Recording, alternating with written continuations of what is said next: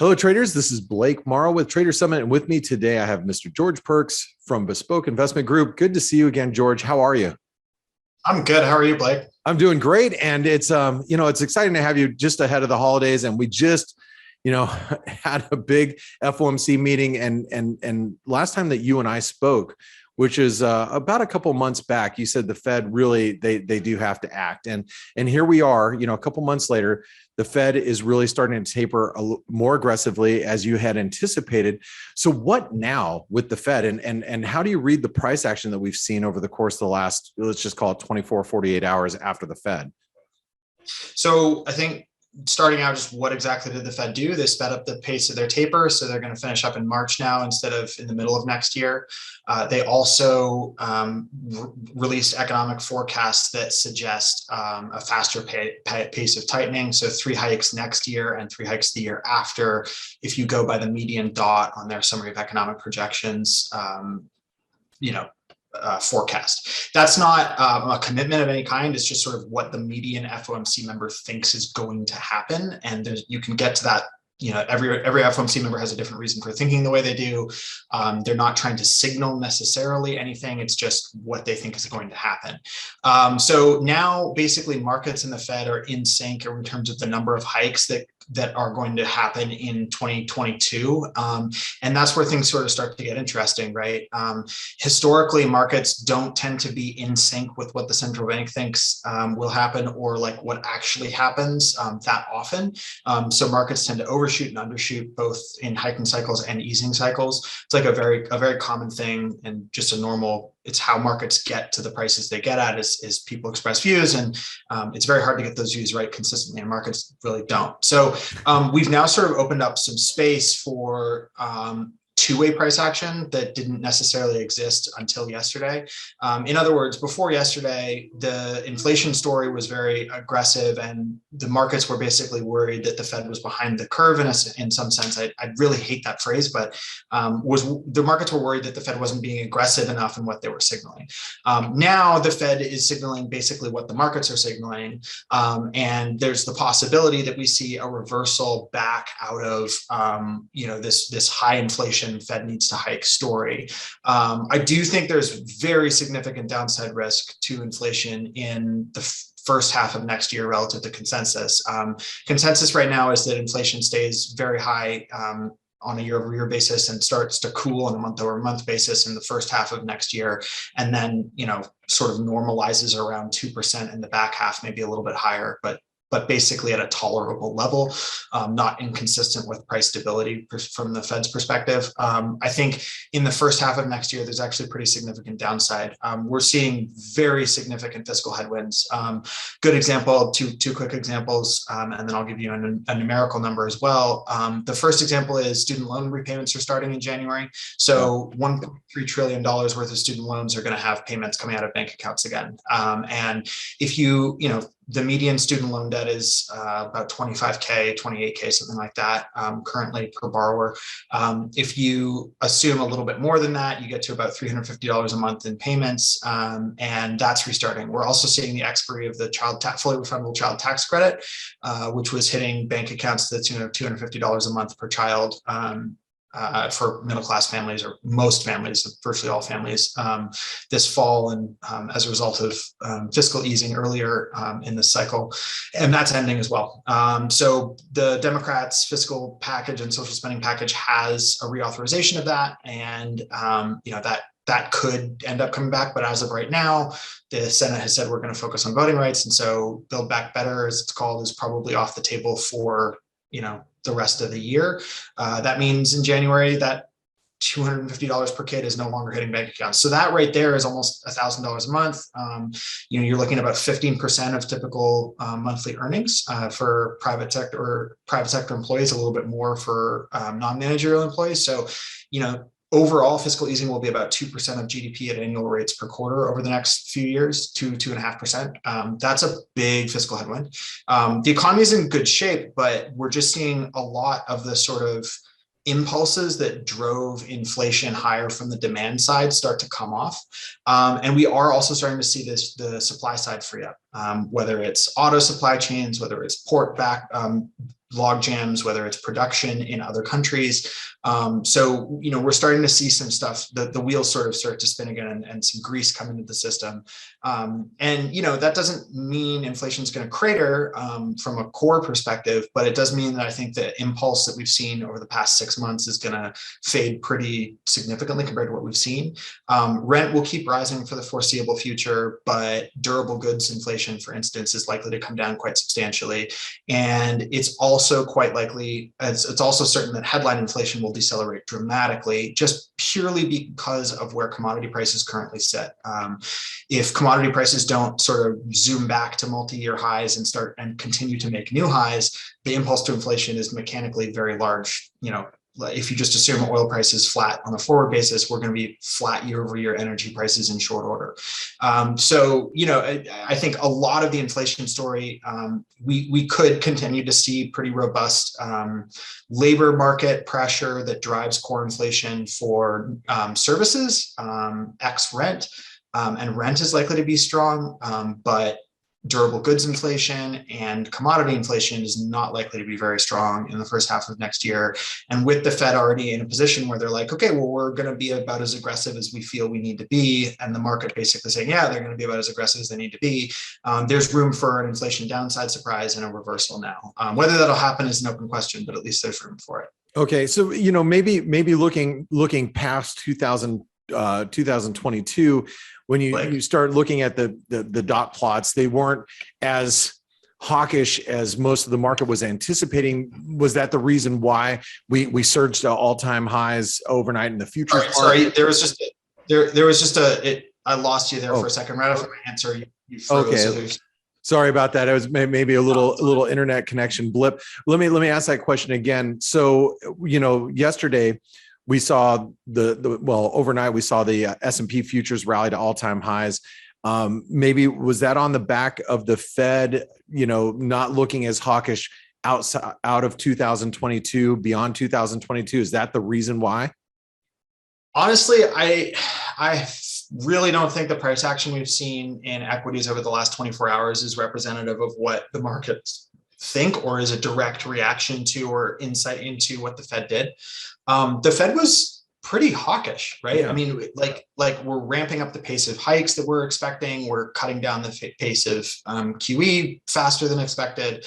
We're very focused on inflation in terms of our rhetoric. Like, we're not forgetting employment, but we're also signaling like, we're not super far off from max employment, so that's not going to keep us from hiking necessarily anytime soon. I don't think the Fed was dovish necessarily or dovish in any way really yesterday. I think you could say they were relatively neutral versus expectations, but dovish, no.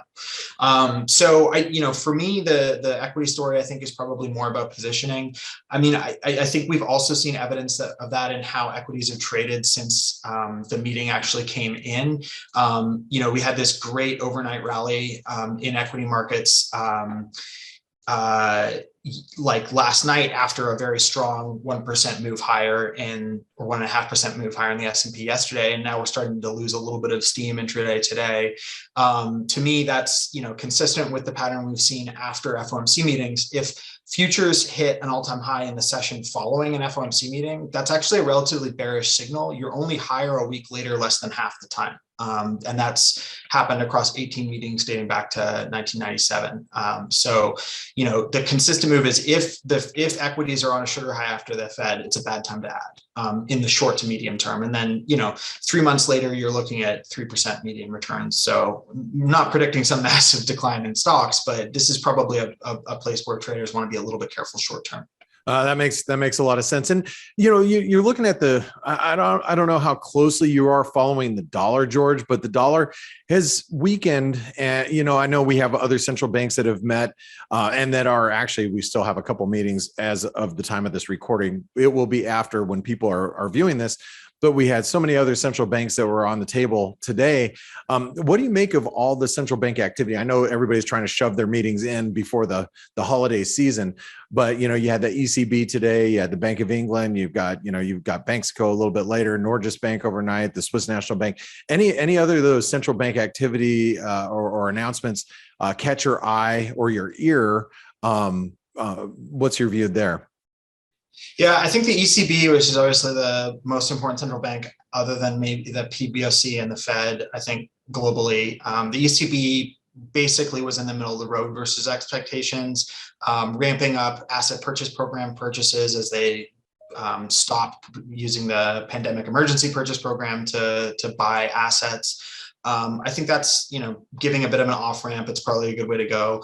We haven't really seen anything like the core pressures that we've seen in the US from the Eurozone. If you look at wage data that just came out for Q3 this morning, wages and salaries were up about 2% annualized in Q3, which is nothing dramatic.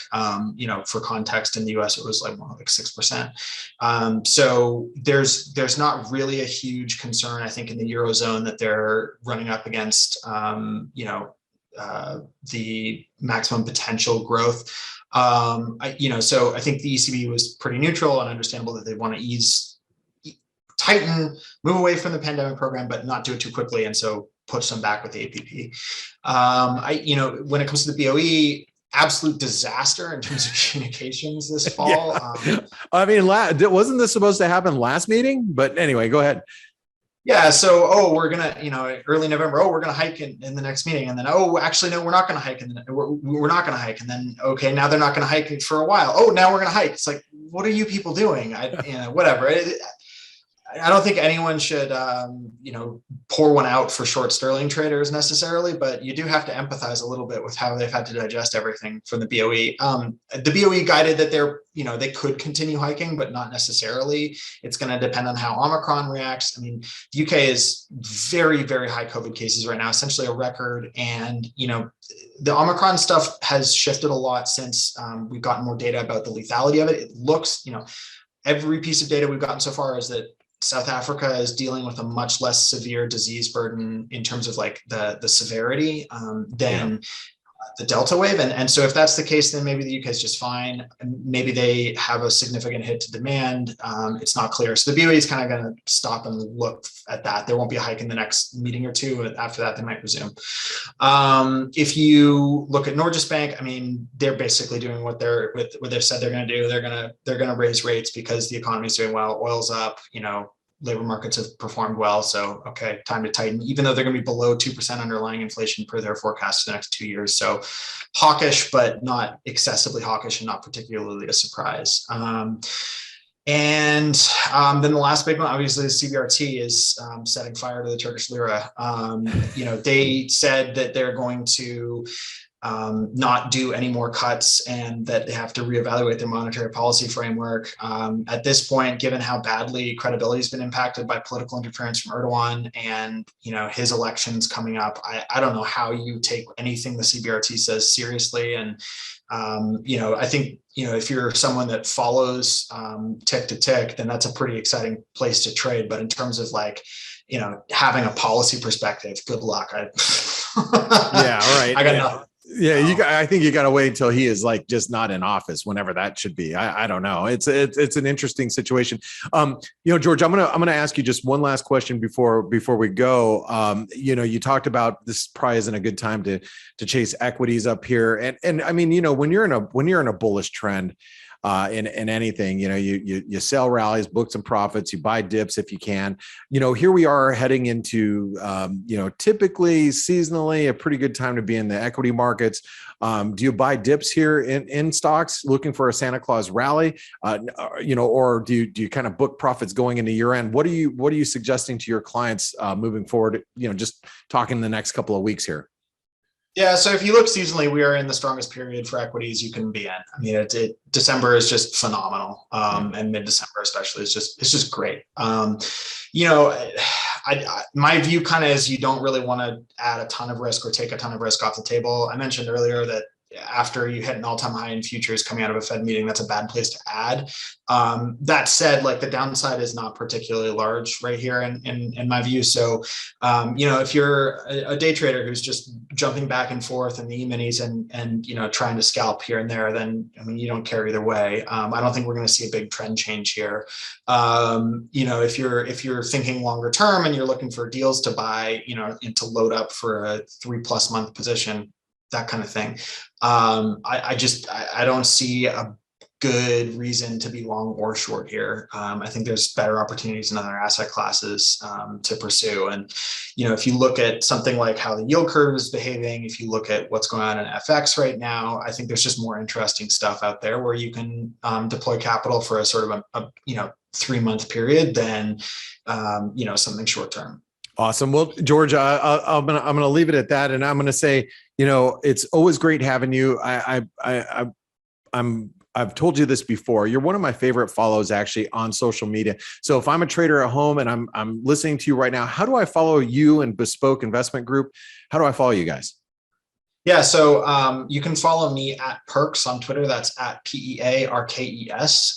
And my firm is Bespoke Investment Group. Our website is bespokepremium.com, BESPOKE premium.com. And then at Bespoke Invest, BESPOKEINVEST on Twitter. So yeah, give us a follow, come hang out. I'm always like talking to people and, hearing what people are looking at. So.